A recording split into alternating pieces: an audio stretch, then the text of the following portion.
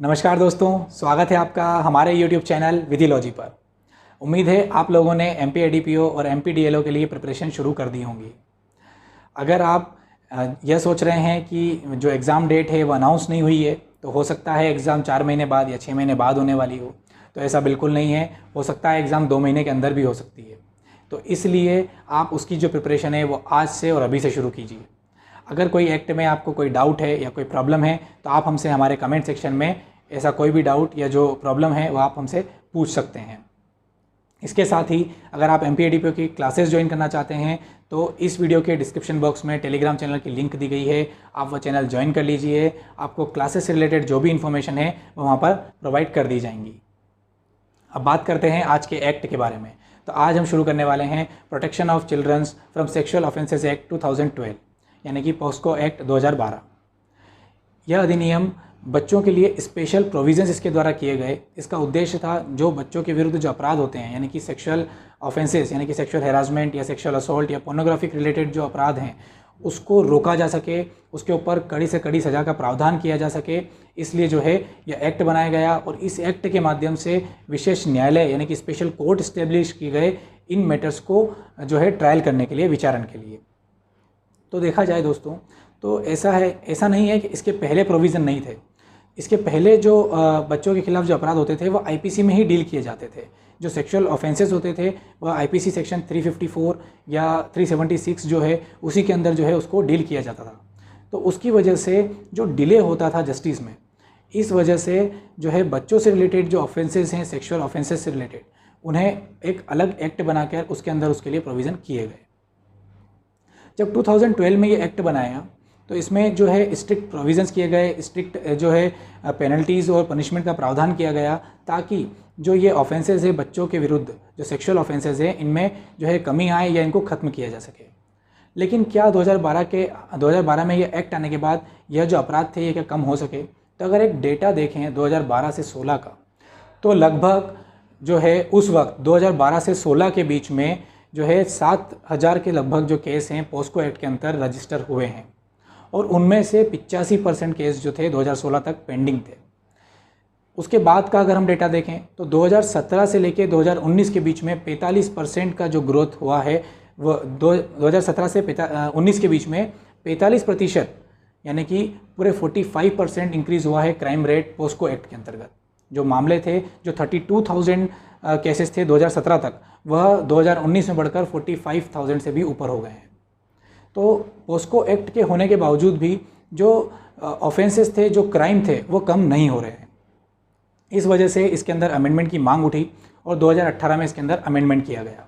वो अमेंडमेंट हमारे लिए एग्ज़ाम पर्पज़ से बहुत ज़्यादा इंपॉर्टेंट है क्योंकि वहाँ से क्वेश्चन बन सकते हैं। तो इसलिए आप उसको ध्यान से देखिएगा। इसके जो एक्ट के प्रोविज़न्स हैं उसमें हम जहाँ जहाँ अमेंडमेंट हुए हैं हम आपको बता देंगे और आप उसको नोट डाउन कर लीजिएगा। एक और इम्पॉर्टेंट बात, इससे रिलेटेड एक केस है जो इम्पॉर्टेंट है, Eera versus state of Delhi 2017। इस केस में 40 वर्ष की महिला को बच्चा माना गया है मानसिक स्थिति के आधार पर। तो इसलिए ये हमारे लिए इम्पॉर्टेंट हो जाता है कि इसके अंदर जो चाइल्ड की जो डेफिनेशन है उसके अंदर 18 वर्ष से कम आयु के जो व्यक्ति होंगे वो बालक होंगे, लेकिन यहाँ 40 वर्ष की जो महिला थी उसे बालक माना गया मानसिक स्थिति के आधार पर। तो इससे एक चीज़ क्लियर होती है कि सिर्फ नंबर यानी कि एज नंबर से ये डिसाइड नहीं होगा कि वो चाइल्ड है या नहीं। कभी कभी जो मानसिक स्थिति है उससे भी ये डिफाइन हो सकता है कि वह बालक है या नहीं। तो एक इम्पॉर्टेंट टर्म है, ये आपको एज अ जनरल नॉलेज के हिसाब से भी याद होना चाहिए। तो चलिए शुरू करते हैं, लेकिन उससे पहले अगर आप हमारे चैनल पर नए हैं तो प्लीज़ सब्सक्राइब अवर चैनल, और अगर आपको हमारी वीडियो पसंद आती है तो उसे लाइक और शेयर ज़रूर कीजिए। The protection of children from sexual offences act 2012। इसका अधिनियम संख्या क्रमांक है 32। प्रेसिडेंट की अनुमति इसे 19 जून 2012 को प्राप्त हुई और यह लागू हुआ, केम इनटू फोर्स ऑन 14 नवंबर 2012। इसका ऑब्जेक्टिव लैंगिक हमला, लैंगिक उत्पीड़न और अश्लील साहित्य के अपराधों से बालकों का संरक्षण करने और ऐसे अपराधों का विचारण करने के लिए विशेष न्यायालय की स्थापना तथा उनसे संबंधित या आनुषंगिक विषयों के लिए उपबंध करने के लिए अधिनियम, यानी कि an act to protect children from offences of sexual assault, sexual harassment and pornography and provide for establishment of special courts for trial of such offences and for matters connected therewith और incidental thereto. इसका विस्तार संपूर्ण भारत पर है और इसके अंदर total 9 chapters और टोटल 46 सेक्शंस हैं। इसका जो सेक्शन 2 है डेफिनेशन वाला पार्ट, वो हमने यहाँ पर इसलिए राइट डाउन नहीं किया है क्योंकि उसमें से सिर्फ एक ही ऐसी डेफिनेशन है जो हमारे लिए इम्पॉर्टेंट है, जो कि है 2D, जिसके अंदर चाइल्ड की डेफिनेशन दी गई है। तो यहाँ पर जो चाइल्ड की डेफिनेशन है उसमें 18 वर्ष से कम आयु का जो व्यक्ति है, यानी कि जो है 18 वर्ष से कम आयु के जो व्यक्ति हैं वो सारे इसके अंदर बालक माने जाएंगे। तो यह हमारे लिए इम्पॉर्टेंट है क्योंकि इसके अलावा जो दूसरा एक्ट हमने देखा था पीसी एंड पीएनडीटी, वहाँ पर 16 वर्ष तक का बताया गया है। तो इसलिए ये इम्पॉर्टेंट हो जाता है कि हम जहाँ पर एक जैसी डेफिनेशंस दी गई हैं अलग अलग एक्ट में, तो ऐसी डेफिनेशंस के बारे में अगर अलग प्रोविजंस हैं तो हमें वह याद रखना है क्योंकि यहाँ से क्वेश्चन बनते हैं। अब बात करते हैं सेक्शन 3 की। तो सेक्शन 3 पेनिट्रेटिव सेक्सुअल असॉल्ट, प्रवेशन लैंगिक हमला। तो कोई व्यक्ति प्रवेशन लैंगिक हमला करता है, यह कहा जाता है यदि वह ही penetrates his penis into the vagina, mouth, urethra or anus of a child, insert not being the penis or manipulate any object or part of a body of a child। यानी कि अपना लिंग किसी भी सीमा तक किसी बालक की योनि, मुंह, मूत्रमार्ग या गुदा में प्रवेश करता है, या बालक से उसके साथ या किसी अन्य व्यक्ति के साथ ऐसा करवाता है, या लिंग से भिन्न किसी वस्तु के द्वारा जो है ऐसा कार्य करता है, या वह बालक को जो है किसी अन्य व्यक्ति के साथ ऐसा कार्य करने के लिए जो है प्रलोभन देता है, तब ऐसी स्थिति में यह माना जाएगा कि उसने सेक्शन 3 के अंदर जो प्रोविजंस है उसके अंतर्गत जो है अपराध किया है, और ऐसे अपराध के लिए जो है सेक्शन 4 में पनिशमेंट का प्रावधान किया गया है। तो सेक्शन 4 के अंदर जो है 2018 में अमेंडमेंट किए गए हैं, और जो अमेंडमेंट के द्वारा है यहाँ पर सजा का प्रावधान के अंदर जो है जो अमेंडमेंट किया गया है उसे हमें याद रखना है क्योंकि यहाँ से क्वेश्चन बन सकता है। तो यहाँ पर जो पहले जो दंड था वह 7 वर्ष से लेकर आजीवन कारावास और जुर्माना, तो यहाँ पर सभी आयु वर्ग के लिए एक जैसा दंड था, जो कि 2018 के अमेंडमेंट के बाद यहाँ पर व्यवस्था की गई कि जो दंड है वह 10 वर्ष से आजीवन कारावास और जुर्माना हो सकेगा 16 वर्ष से 18 वर्ष तक के बालकों के लिए, और यदि 16 वर्ष से कम आयु के बालक हैं और उनके साथ सेक्शन 3 के अंतर्गत अगर कोई अपराध हुआ है तो ऐसी स्थिति में जो दंड होगा यानी कि जो पनिशमेंट होगा वह 20 वर्ष से लेकर आजीवन कारावास और जुर्माने का हो सकेगा। इसके साथ ही इसमें एक इम्पॉर्टेंट अमेंडमेंट के साथ जो जोड़ा गया कि जो जुर्माना या जो प्रतिकर प्राप्त होगा ऐसे अपराधी के द्वारा, तो वह जो प्रतिकर या जुर्माना जो है वह ऐसे बालक को प्रोवाइड किया जाएगा। तो ये इंपॉर्टेंट पॉइंट है, हमें याद रखना है। Section 5 aggravated penetrative sexual assault. इसके पहले वाले जो सेक्शन का जो प्रोविज़न था वो था पेनिट्रेटिव सेक्सुअल असोल्ट। अब यहाँ पर एक वर्ड एक्स्ट्रा आ चुका है, एग्रीवेटेड पेनिट्रेटिव सेक्सुअल असोल्ट, यानी कि गुरुतर प्रवेशन लैंगिक हमला। अगर इसको सिंपली समझें तो ऐसा कि अगर कोई बालक जो है वो किसी की कस्टडी में है या उसके ऊपर जो है उसका प्रभाव है, तब ऐसी स्थिति में यदि कोई उसके साथ जो है सेक्सुअल असोल्ट या सेक्सुअल हरासमेंट या कोई पोर्नोग्राफिक एक्ट करता है, तब ऐसी स्थिति में उसके लिए जो प्रोविज़न है वो सेक्शन 5 में किए गए हैं। तो जो कोई पुलिस अधिकारी होते हुए, सशस्त्र बल या सशक्त सुरक्षा बल का सदस्य होते हुए, यानी कि आर्म्ड फोर्सेस या सिक्योरिटी फोर्सेस का मेंबर होते हुए, या पब्लिक सर्वेंट होते हुए, जेल, रिमांड होम या प्रोटेक्शन होम का ऑफिसर या स्टाफ होते हुए, मैनेजमेंट और स्टाफ ऑफ अ हॉस्पिटल, चाहे वो प्राइवेट हो या गवर्नमेंट, दोनों ही इसके अंतर्गत आएंगे। मैनेजमेंट और स्टाफ ऑफ एजुकेशन और रिलीजियस इंस्टीट्यूशन, यानी कि धार्मिक और शैक्षणिक संस्था का जो मैनेजमेंट है वो, या 12 वर्ष से कम आयु के बालक के साथ यदि इस तरीके के अपराध किए जाते हैं जो कि सेक्शन 3 में हमने डिस्कस किए हैं, तब ऐसी स्थिति में जो है उसे पनिशमेंट दिया जा सकेगा जो सेक्शन 6 के अंतर्गत दिया गया है। तो सेक्शन 6 के अंदर 20 वर्ष से लेकर आजीवन कारावास और जुर्माना का जो है प्रावधान किया गया था, लेकिन 2018 के अमेंडमेंट के बाद यहाँ पर एक और जो है अमेंडमेंट किया गया और डेथ पेनल्टी का जो प्रोविज़न है वो जोड़ा गया, यानी कि अब जो यहाँ पर जो सज़ा दी जा सकेगी वह है 20 वर्ष से लेकर आजीवन कारावास और जुर्माना, या उसके साथ डेथ पेनल्टी भी दी जा सकेगी। तो ये हमें याद रखना है सेक्शन 6 में क्या अमेंडमेंट हुआ 2018 में, तो यह पूछा जा सकता है।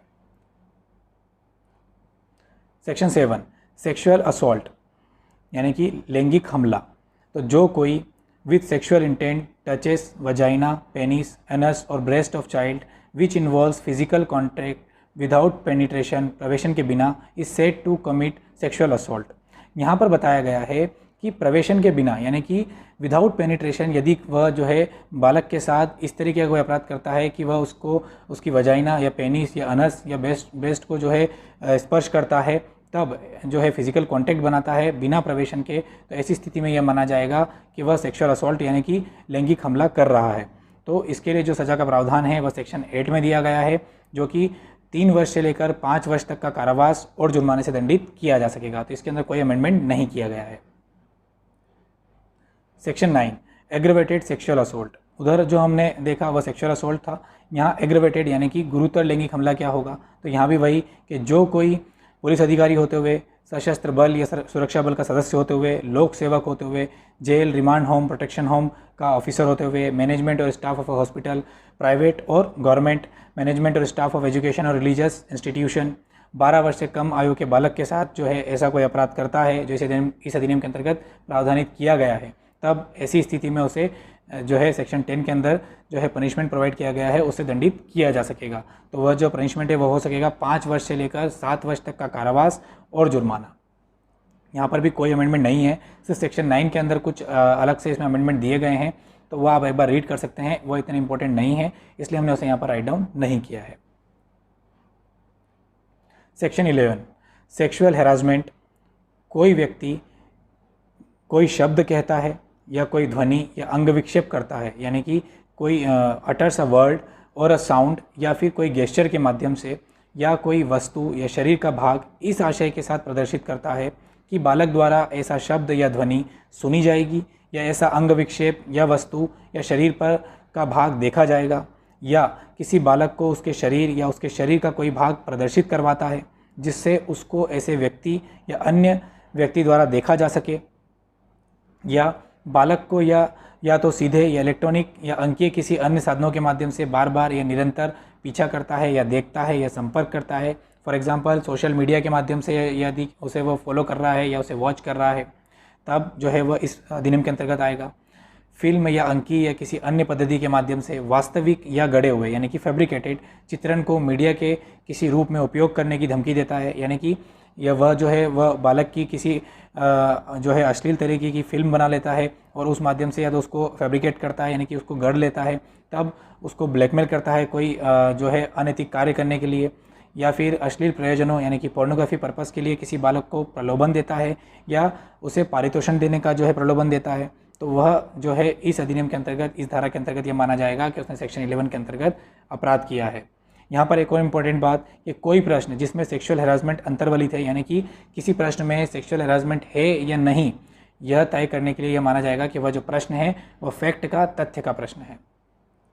तो इसके लिए जो दंड है वह सेक्शन 12 में प्रावधानित किया गया है और वह हो सकेगा 3 वर्ष तक का कारावास और जुर्माने से उसे दंडित किया जा सकेगा। तो इसका जो मेजर पार्ट है चैप्टर 1 और चैप्टर 2 जिसमें दंड का प्रावधान दिया गया है वो हमने आज डिस्कस कर लिया है। इसके बाद वाले जो चैप्टर्स हैं यानी कि चैप्टर 3 से लेकर चैप्टर 9 तक का जो पार्ट है वह हम जो है नेक्स्ट वीडियो में कवर करने की पूरी कोशिश करेंगे कि उसको इस वीडियो में पूरा कवर कर लें ताकि नया सब्जेक्ट शुरू हो सके। यह वीडियो आपको कैसा लगा हमें ज़रूर बताइएगा कमेंट सेक्शन में, और इस तरीके के लेटेस्ट वीडियोस के लिए, नए एक्ट के वीडियोस के लिए हमारे साथ बने रहिएगा। और अगर अभी तक आपने हमारा चैनल सब्सक्राइब नहीं किया है तो उसे जल्द सब्सक्राइब कीजिए, और अगर आपको हमारी वीडियो पसंद आती है तो उसे लाइक और शेयर ज़रूर कीजिए। Thank you for watching.